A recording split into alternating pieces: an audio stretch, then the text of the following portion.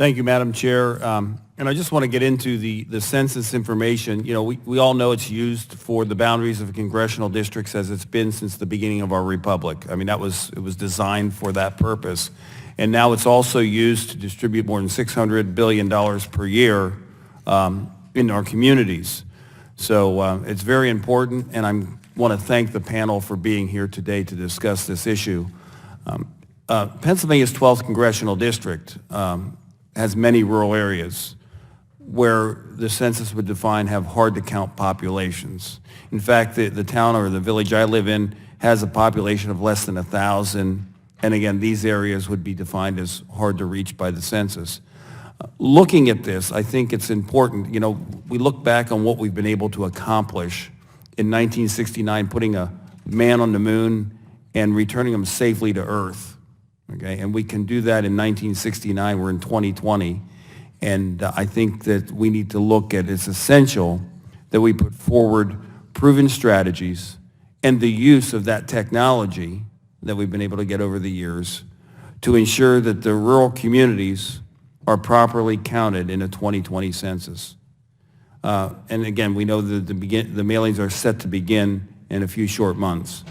So, and I looked at what happened and some examples of what happened, Mr. Moore, with your work in Colquitt County, Georgia, prior to 2010.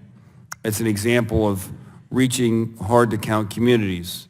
Are there things, or what could you say more about your efforts and how those efforts might help other parts of the country count some of these areas that are hard to count? Using, and again, I'm going to say with the use of technology, do you see that being a part of what we can do? I'm sorry, the use of technology, you mean sharing information with other regions, or no, what other communities can do? I mean the fact that with certain things we can pinpoint, and I'll use an example. I mean, we all use GPS. So we have incredible mapping to know where homes are, to know where people live. Sure. And I think that we should, you know, when we talk about hard to count populations, and most of it is people under 5, you know, is what I've seen. But how can we use the technology to make sure we're reaching all the households? There's a lot of great data that's available, historic information from the 2010 census, your internet connectivity, your coverage for current numbers.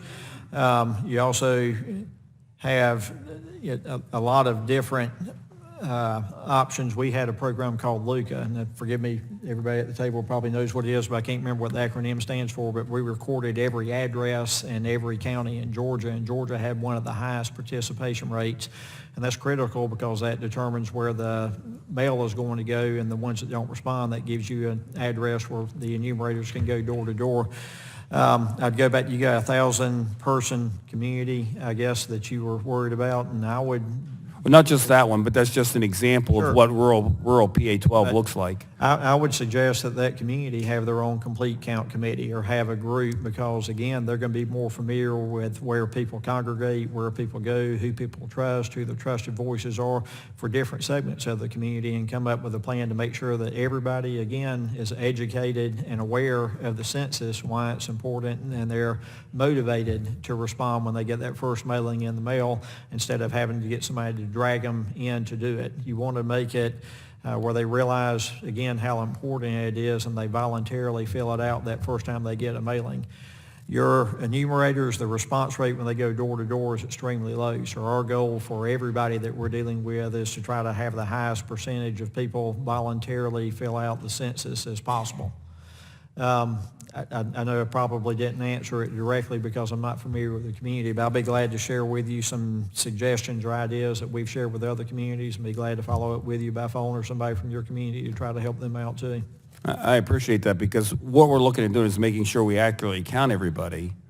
And I know, you know, we all run for election, and we seem to be able to find out where people are that vote and be able to mail them things and find all that. And I find it very shocking that we don't have a uniform system, or we're not actually able to find that out when it comes to counting people that live in the United States. So I think there's some things we could do. I just wondered, you know, more of that sharing, how do we get more of that shared best practice? And that's exactly what I'm going to call it, a best practice to all parts of the country.